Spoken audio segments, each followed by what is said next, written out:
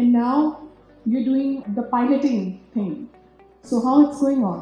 Piloting का कोई trend पहले रहा नहीं था। 2014 से पहले जो टेक्नोलॉजीज जिन कंपनीज को लानी होती थी उसके पायलट अपनी परिधि के अंदर करते थे।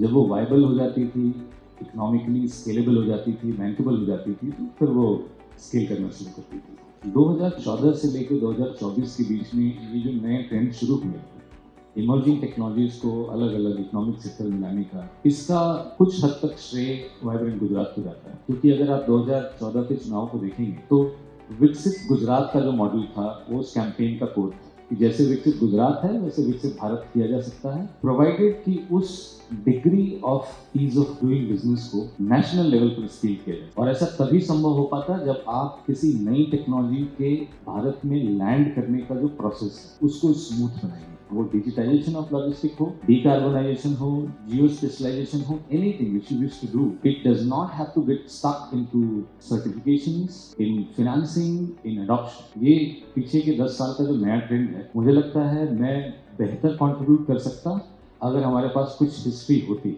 हिस्ट्री के नाम पे हमारे पास एक अग्नि करके गवर्नमेंट ऑफ इंडिया का एक इनिशिएटिव था जिसको ऑनरेबल कलाम साहब ने शुरू किया था जब वो प्रिंसिपल साइंटिफिक एडवाइजर थे माननीय प्रधानमंत्री जी के। उस वक्त अग्नि ने ये से ऑफिस में काफ़ी पायलट्स किए थे, but other than ease of doing business आज के समय में कोई इमर्जिंग टेक पायलटिंग एजेंसी नहीं। मोदी इकोनॉमिक्स का आपको क्या कहना है? क्योंकि तीसरा कालखंड चल रहा है। 2014 से आपने जैसा बताया कि आप उनके साथ काम कर रहे हैं, आपने 2 सेशन उनके देख लिए हैं, हम सब ने देख लिए हैं।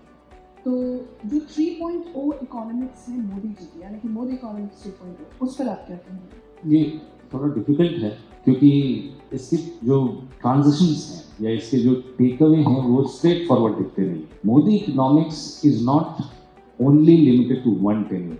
अगर मैं टेन्योर को टाइम स्पेस में डिवाइड करूं तो 2014 से 2019 तक का जो टेन्योर रहा, फर्स्ट टेन्योर, वो टेन्योर बेसिकली रिफॉर्म्स के ऊपर था। आपके सिंगल विंडो क्लियरेंसेस, जो चीज़ें ओवर द काउंटर लाइन लगाकर दी जाती थी, डिफरेंट सर्विसेज, पासपोर्ट से लेकर ड्राइविंग लाइसेंस तक, कारोबारी सहमतियों से लेकर के एनवायरमेंट क्लियरेंस तक, उन सबको ओवर द पोर्टल शिफ्ट किया गया। इसका लॉजिस्टिक्स से कैसे लेना देना, मतलब थोड़ा स्ट्रेट सरल होकर के जरा बताओ। अगर आप 2014 से 2019 तक को रिफॉर्म माने तो 2019 से 2024 तक के ट्रांजिशन को आप परफॉर्म मान सकते। इस बीच में बहुत सारे अनाउंसमेंट धीरे धीरे जमीन पर उतरने शुरू होने दिखाई दिए और 2024 से 2029 तक का जो ट्रांजिशन है, ये जो थर्ड टर्म है मोदी इकोनॉमिक्स का, इसमें सबसे ज्यादा ट्रांसफॉर्मेशंस दिखेंगे और दिखने शुरू हो गए। लॉजिस्टिक के बारे में आपने कहा, मुझे याद है शुरू के बजट में जब रेलवे का बजट आया करता था और इंफ्रास्ट्रक्चर का बजट आया करता था तो शुरू के टर्म में गवर्नमेंट ने अफोर्ड किया कि वो नई ट्रेन की अनाउंसमेंट नहीं करेंगे। लेकिन जब लगातार कुछ सालों तक रेलवे बजट में और यूनियन बजट में नई ट्रेन की अनाउंसमेंट नहीं हुई, जो कि पिछले 50 सालों से ट्रेंड था कि आप वही रेड कलर की जो ट्रेन पुरानी हमारी चलती थी उसको नए 4-5 स्टेशन से as per your political alignment आप अनाउंस करते थे। नहीं अनाउंस करने के बाद 3 सालों के बाद वंदे भारत की अनाउंसमेंट शुरू, और जब ये परफॉर्म वाला सेगमेंट शुरू हुआ तब ट्रांसफॉर्मेशन में वंदे भारत 1, 2 नहीं, 21, 22, 23, 24 आज के डेट में 28 रूट्स पे वंदे भारत हम कर रहे हैं। लेकिन वो जो ट्रोल होता है, वो जो पेन होता है कि आप शुरू के 3 साल नहीं अनाउंस कर रहे हैं, विच is in precedence from last 60-70 years की हर साल बजट में ट्रेन अनाउंस होगी। डेडिकेटेड फ्रेट कॉरिडोर को आप देख लीजिए, उनको करीब 90-95% तक उसका काम पूरा किया जा चुका पीएम गति शक्ति के अंदर जो 2021-22 में अनाउंस हुए थे। तो ये मोदी इकोनॉमिक्स को समझने के लिए आपको समझना पड़ेगा कि वही सरकार इस तरह की इकोनॉमिक्स को पिक कर सकती है जिसे कॉन्फिडेंस हो कि हम अगले 3 टर्म तक होंगे। अदरवाइज एक छोटा सा साइकिल चूज करेगी जिसमें सब कुछ डिलीवर हो जाता है by the end of 5th year. यहाँ ऐसी चीज़ों के एम्बिशंस पिक किए गए जो जिनकी डिलीवरी 8 साल, 9 साल, 10 साल तक है, लेकिन कंक्रीट डिलीवरी। क्या की पिलर्स क्या हैं मोदी इकोनॉमिक्स से?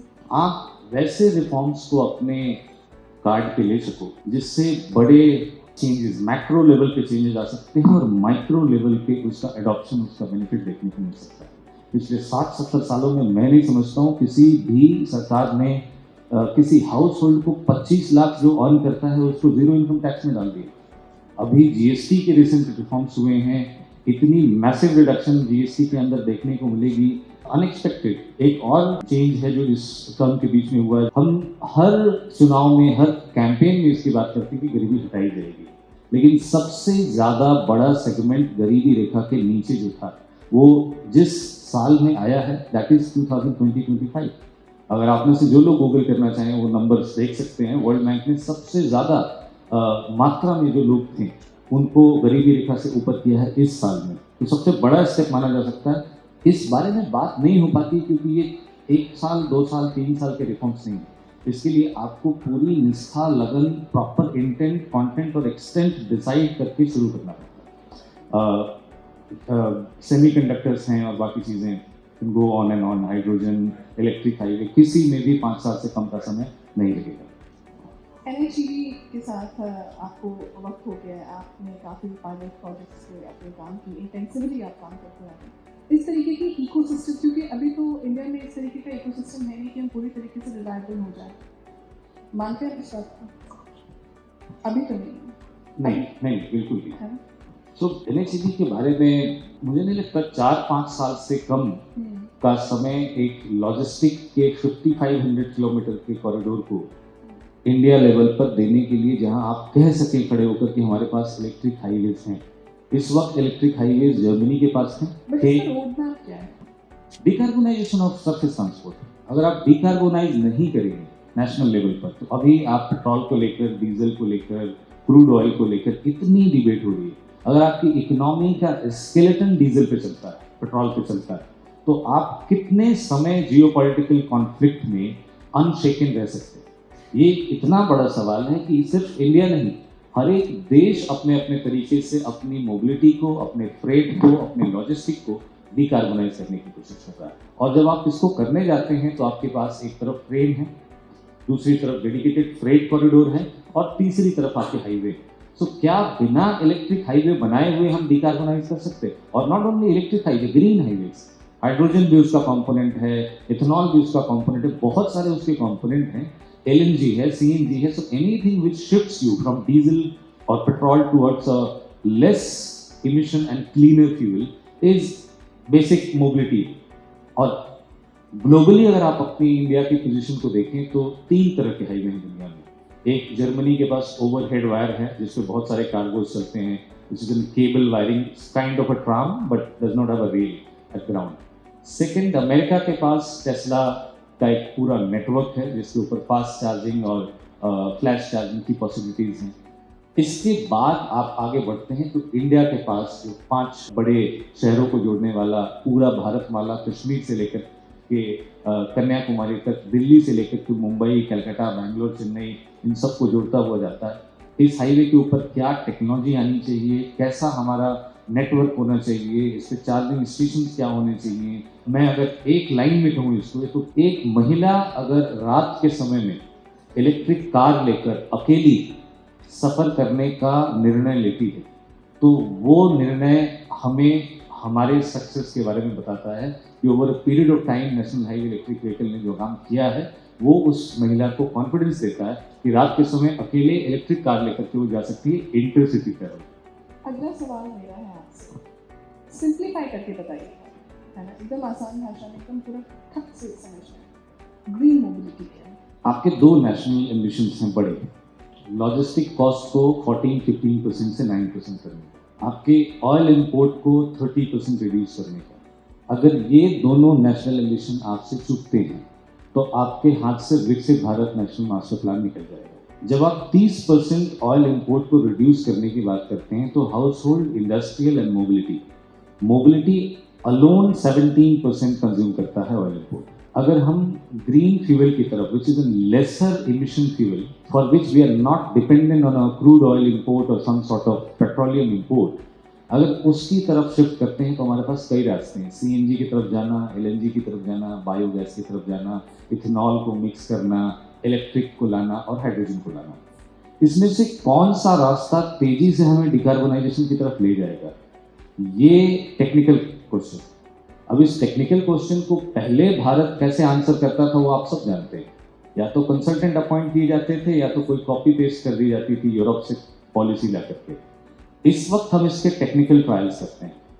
ईज ऑफ डूइंग बिजनेस के जिस विंग को मैं हैंडल करता हूँ, हेड करता हूँ, उसका हॉट प्लेट असाइनमेंट ही ये है कि हम उसके टेक्निकल ट्रायल करके एक evidence based data driven decision making government को सर्व करें कि आपको हाइड्रोजन को प्रमोट करना चाहिए, इलेक्ट्रिक को प्रमोट करना चाहिए, LNG, CNG, ethanol, hybrid, flux, इन सब रास्तों से आप डिकार्बनाइजेशन की तरफ पहुंच सकते हैं।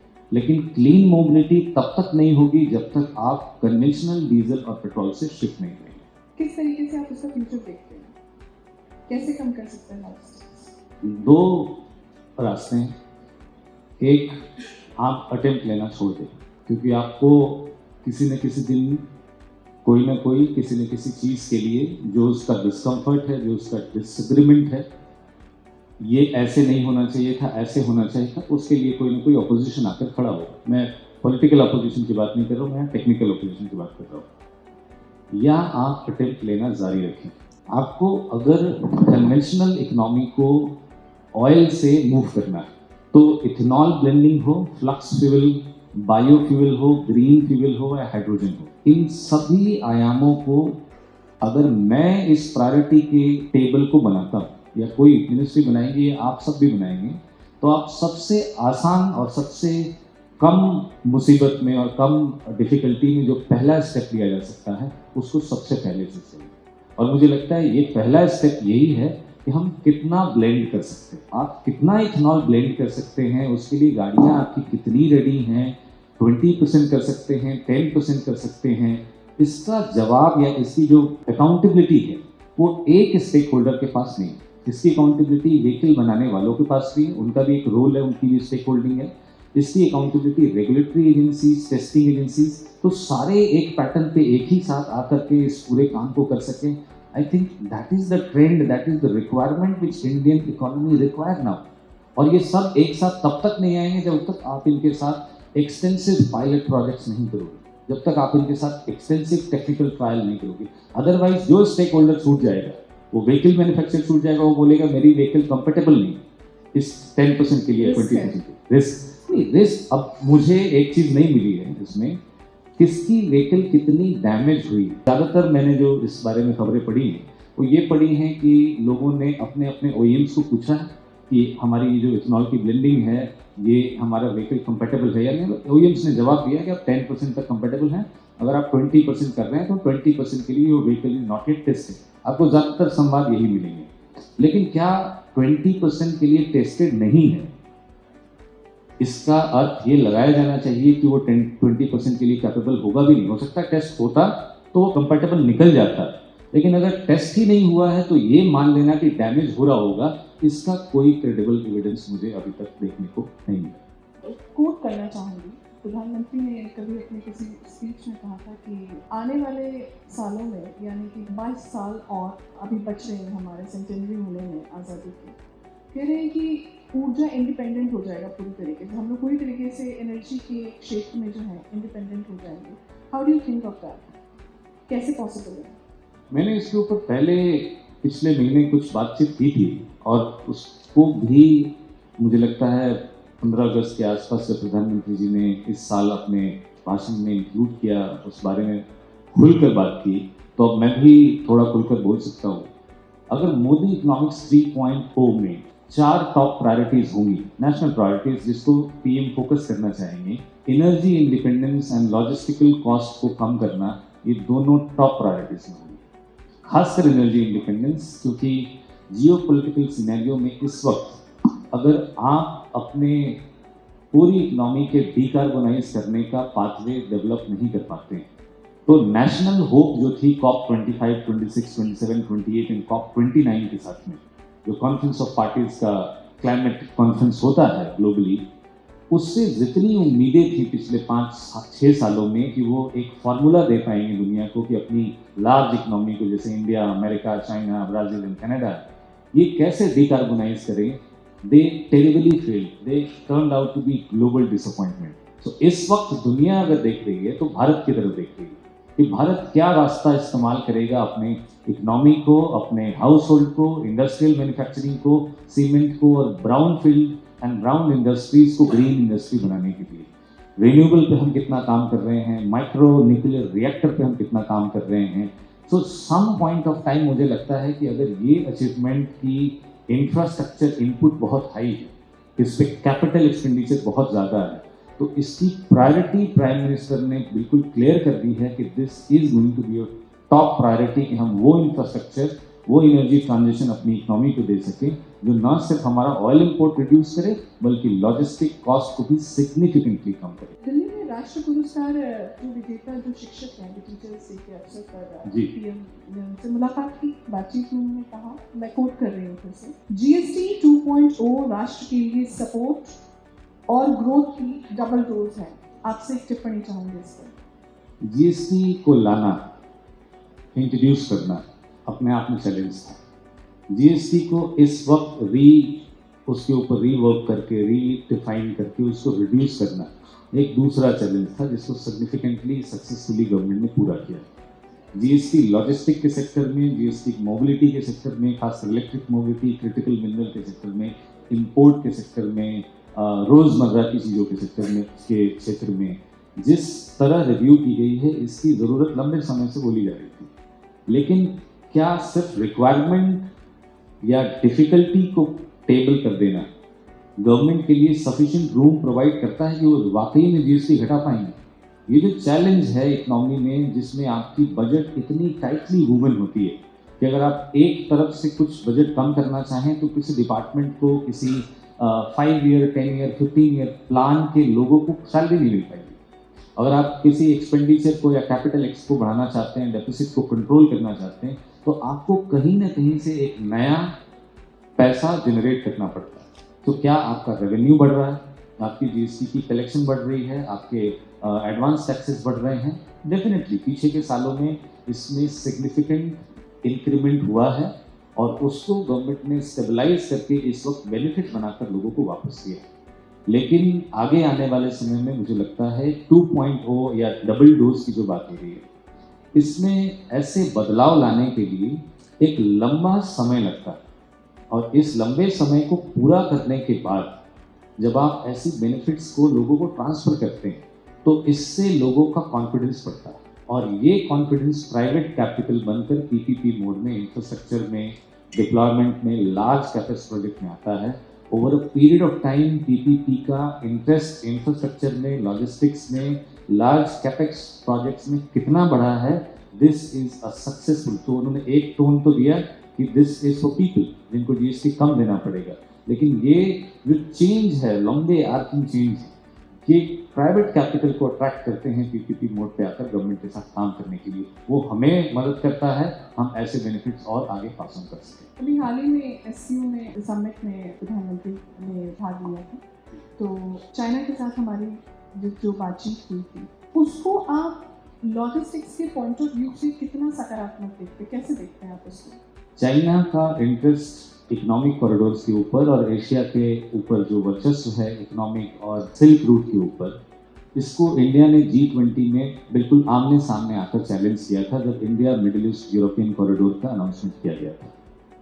जिस वक्त India middle east European corridor का अनाउंसमेंट सितंबर के महीने में किया गया 2023 में, उसके एक महीने के अंदर हमास और इजराइल की लड़ाई होगी। जैसा साइलेंस है वैसा साइलेंस हमारे पास भी था कि क्या ये बाय डिफ़ॉल्ट है, बाय द टाइम और बाय द प्रोवोकेशन है या स्ट्रैटेजिक है। मुझे उसका जवाब वहाँ उस वक्त नहीं मिल पाया, लेकिन कुछ समय के बाद देखने को मिला कि एक और बोडोलैंड, बांग्लादेश एंड भूटान का कॉरिडोर है, B3 कॉरिडोर जिसे हम बोलते हैं। अपने चिकन नेक को कम करने के लिए, उस तरफ लॉजिस्टिक को पूरा करने के लिए इंट्रोड्यूस किया गया। महेंद्रगढ़ी, हिली एंड जो M3 कॉरिडोर है उसको भी बांग्लादेश की तरफ बनाया गया। इसकी फिजिबिलिटी स्टडी जब नेशनल हाईवे लॉजिस्टिक डेवलपमेंट एक इंफ्रास्ट्रक्चर डेवलपमेंट ने सबमिट की गवर्नमेंट ऑफ बांग्लादेश को, और इंडियन रेलवे में ट्रांस नेशनल सर्वे करके उसको सबमिट किया B3 का, बांग्लादेश, बोडोलैंड एंड भूटान। उसके कुछ दिन के बाद बांग्लादेश की सरकार, बांग्लादेश की गवर्नमेंट जो पिछले कुछ सालों तक इंडिया के ऊपर ग्रोथ रेट पे चल रही थी, हम अखबारों में पढ़ रहे थे बांग्लादेश इज डूइंग वंडरफुल। इतनी बढ़िया बातें मुझे बांग्लादेश के बारे में सुनने को पता चल रही थी कि कभी कभी तो बिलीव नहीं होता था कानों पे कि बांग्लादेश हमारे बगल में इतना बढ़िया कर रहा है इकोनॉमिक में, ट्रांसपोर्ट में और एक्सपोर्ट में। जैसे ही ये दोनों प्लान सबमिट होते हैं, बांग्लादेश में अनरेस्ट ऐसा हो जाता है कि वहाँ की राष्ट्रपति को हमारे यहाँ शरण लेनी पड़ती है। ये दोनों जो इक्वेशंस हैं ये स्ट्रैटेजिक हैं, ये ना टेररिज्म से रिलेटेड है ना पॉलिटिक्स से रिलेटेड है, दिखते होंगे बाहर से, लेकिन इन दोनों कॉरिडोर का बनना, India middle east European corridor का बनना हमारे पुराने स्पाइस रूट को स्टैब्लिश करता है, जिसके ऊपर भारत ने कम से कम 1500 वर्षों तक स्पाइस का ट्रेड किया है, जिसमें अरब उसके सेंटर में था, और उसके बाद सिल्क रूट बना जो चाइना से होकर जाता है। इन दोनों में चाइनीज इंटरेस्ट था। मैं तो नाम भी बता सकता हूं आपको। एतिहाद में 200 million which is in Etihad rail link going across Dubai and Saudi Arab, उसके ऊपर चाइना का इन्वेस्टमेंट था। इस तरफ चाइना की रिक्वायरमेंट, उनकी involvement with the government of Bangladesh and also the American involvement proven to be open, not by me but by Russian intelligence agency की बांग्लादेश में तख्ता पलट के लिए कुछ न कुछ इन्वॉल्वमेंट था, और शायद ऐसी कोशिश भारत की भी थी। इन दोनों इन्वॉल्वमेंट के बाद ये मेरे लिए या ज़्यादातर लोग जो जियोपॉलिटिकल स्ट्रैटेजिक में और जियोपॉलिटिकल इंफॉर्मेशन में लॉजिस्टिक्स को देखते हैं, उनको ये क्लियर हो गया था कि ये दोनों इंटेंशनल स्ट्रैटेजिक हैं।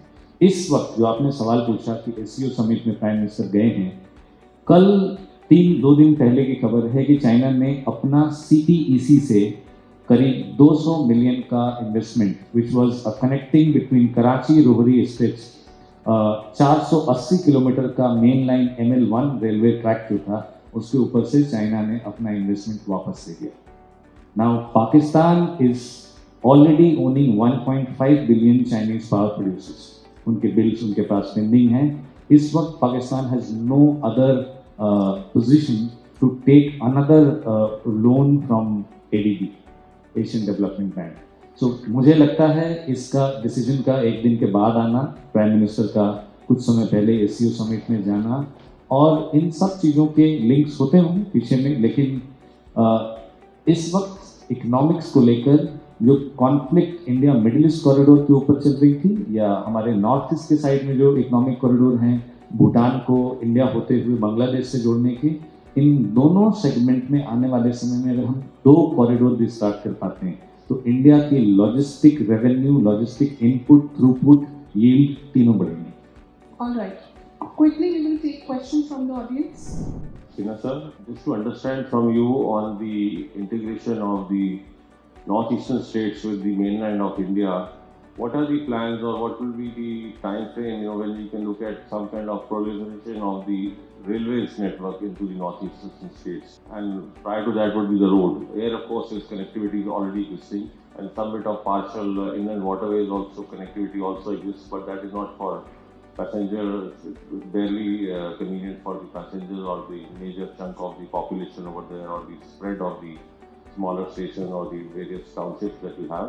But primarily one can look at the major passenger traffic moving on the railways. That would be desirable. By when that could ever happen, or if at all it could ever happen? इसके लिए नेपाल, बांग्लादेश और भूटान तीनों को connect करता हुआ 2 corridor हैं। एक B3 है भूटान, बोडोलैंड एंड बांग्लादेश, दूसरा महेंद्रगढ़ एंड हिली हैं। ये दोनों intercity transnational corridors हैं, और एक ट्रांस नेशनल रेलवे एक्सप्रेस भी है। इनकी सबमिशंस के बाद काफ़ी जियोपॉलिटिकल अनस्टेबिलिटी इस क्षेत्र में हुई है। बांग्लादेश में अभी भी चीज़ें बदल रही हैं, अभी भी वहाँ की जो पॉलिटिकल लीडरशिप है उसका नॉड होना बहुत ज़रूरी है। आपने बीच में सुना होगा कि काफ़ी अत्याचार हुए जब वहाँ शिफ्टिंग हुई पूर्व राष्ट्रपति से। इस वक्त जो उनके एडवाइज़र हैं उसमें काफ़ी जगहों पर इंडिया को बैकफुट पर आना पड़ा। हम एक जियोपॉलिटिकल टाई में कई बार कुछ चीज़ों को बिकॉज ऑफ डिप्लोमेटिक कंस्ट्रेंट बोल नहीं पाते, और ये काफ़ी सुनने को मिला कि हमारी जो मेजॉरिटी है भारत में वो हिंदुओं की है, वहाँ काफ़ी उनके ऊपर अत्याचार हुए हैं। India has to maintain a degree of decency in a diplomatic manner, because हम ये कॉरिडोर्स को क्लियर कराना चाहते हैं। द मोमेंट ये कॉरिडोर्स क्लियर होते हैं, आपके पास 2 अभी चिकन नेक है, पूरा नॉर्थ ईस्ट इस कॉरिडोर से कनेक्ट कर पाएगा through sea port, through railway and through road. We are taking this last question. Sir, my name is Javinder Singh. I'm retired from Indian Navy. My question is related to geopolitical situation. in last 100 years we can say, whichever country try to raise voice against America, there has been regime change was undertaken. And now we have done the same thing. You have answered it, a regime change also tried in India also. Now situation has become almost clear. We are not going to go to them. And what step they can take, what kind of scenario it may create for economic stability of country. And sir, we have been reading, listening regarding deep state. This deep state, how this deep state is going to influence the political situation in our country and America also. Sensitive सवाल है आपका। बहुत सारी चीज़ें तो मैं यहाँ से नहीं बोल सकता हूँ, लेकिन ये ज़रूर बता सकता हूँ कि किसी भी राष्ट्र की बैकबोन को तोड़ने के लिए आचार्य चाणक्य ने 2 लाइनें कही थी अपने अर्थशास्त्र में, वो आज भी टाइमलेसली रिलेवेंट हैं। आपको आपके दोस्त और दुश्मन पता होने चाहिए, कौन आपके अलाइज हैं और कौन आपके फ्रेंड्स हैं। अलाइज स्ट्रेटजिक हो सकते हैं, लेकिन मित्र परमानेंट होते हैं। इस वक्त चाइना के साथ जो बातचीत चल रही है और जो रशिया के साथ हमारी पुरानी दोस्ती, ये दोनों साथ में हो सकता है काम करें, लेकिन ये दोनों के डेफिनेशन, दोनों के मायने अलग अलग। आचार्य चाणक्य ने ये बहुत क्लियर मेंशन किया था कि आपको विद इन द नेशन, जब भारत राष्ट्रीय पटल पर, ग्लोबल पटल पर अपनी बात रखता है, तो उस वक्त ना कोई पार्टी होती है, ना कोई पॉलिटिक्स होता है, ना कोई अपोजिशन होता है, ना कोई रूलिंग पार्टी होती है। उस वक्त भारत सिर्फ एक भारत होता है, और उस एक भारत का एक स्वर ज़रूरी है आपके पॉलिटिकल, आपके लॉन्ग टर्म इंटरेस्ट को प्रोटेक्ट करे। दूसरा, आपको आपके जियो पॉलिटिकल सिचुएशंस में कब किससे दोस्ती करनी पड़े, कब कौन सा अलाई आपके काम आ जाए, इन दोनों का बैलेंस जो राष्ट्र निभा पाएगा वही सर्वश्रेष्ठ और शक्तिशाली राष्ट्र बनेगा। और मुझे लगता है आज के समय में ये सबसे ज़्यादा ज़रूरी है कि जो डीप स्टेट की आपने बात करी, डीस्टेबलाइज करने की बात करी, तो कोई ज़रूरी नहीं है कि आपका दुश्मन आपके देश के बाहर हो, वो आपके देश के अंदर भी हो सकता है। जिस भी मशीनरी ऑफ गवर्नेंस को, मशीनरी ऑफ डेमोक्रेसी को बाहर से पॉल्यूट किया जा सकता है, इन्फ्लुएंस किया जा सकता है, पैसे दिए जा सकते हैं, या उनको राष्ट्र के खिलाफ खड़ा किया जा सकता है। वो कोई भी मार्क्सिज्म से लेकर सोशलिज्म तक कोई भी फंडा, कोई भी लेफ्ट राइट विंग बना करके उसको आप डाल दें, ये सब कुछ पॉसिबल है। और सिर्फ एक चीज़ के ऊपर फोकस है कि आपकी ट्रेड, आपकी इकोनॉमी, आपकी आर्थिक अर्थव्यवस्था को तोड़ा जा सके। बहुत बहुत धन्यवाद आप सबका, आपके सवालों का, अभिजीत आपका।